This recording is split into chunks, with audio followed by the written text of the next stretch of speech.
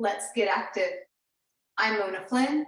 Thank you for joining me today, where we will use a foam roller to explore W to V, a preparation that will bring awareness to the strength of the back body, help with posture, and give us access and deeper understanding in other poses that require the external rotation, coming into the back body, keeping the head in a good posture position, and more. Notice that I have a foam roller, and I'm going to place it so that it is on the floor over my head. That means I'm going to come down and rest with enough space so that it gets to stay accessible to this rolling, this reach of my arm.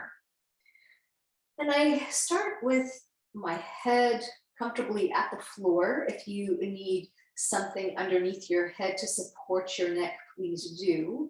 But over time, this will help to minimize any kyphosis and tightness through the neck and shoulder, and minimize the need for a prop under the head, perhaps. The back of my hands rest on this foam roller. My hands are pressing down toward the floor. If I did nothing more than to stay here, it would be a wonderful strengthening, this isometric strengthening of the outer line and the back line of the arms. When I go from this W, elbows bent position, to a V, elbows fairly straight, I want to pay attention to just a few things to maximize on the value of the isometric work and the isokinetic work, this engagement through a range of movement.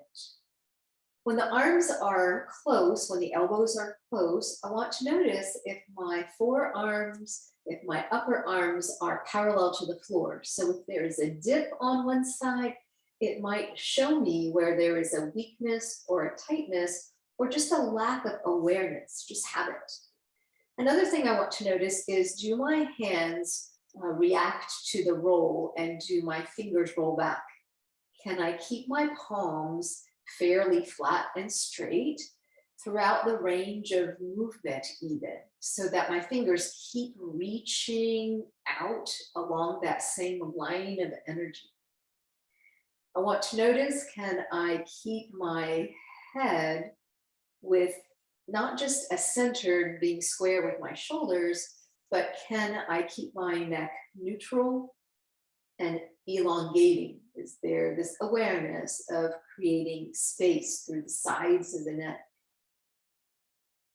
So with your breath, through several passes, build repetition with consistency. Consider trying this on a daily basis, if you will, for several weeks, and notice what happens in your shoulders, in your neck, in the upper back.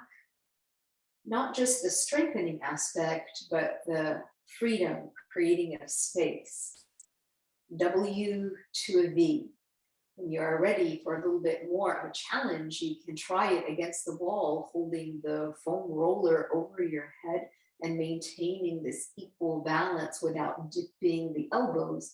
It becomes all the more a challenge when we have to hold this roller up against gravity. Now, let's move the roller aside and talk about how does this translate into our yoga practice. What are some poses that might benefit or parallel what can complement what we've just done? One is baby fish. If I were to press my elbows into the floor, I have a little bit of a counterbalance, and I nonetheless have the strengthening of the back of the shoulder. I could turn my arms out so that they travel maybe 45 degrees, reach out through the fingers yet, and connect to that outer line of the arms. I can use this to invite extension of the spine, a little bit of back bending, lifting the chin, lifting the rib cage, and then coming closer to the crown of the head.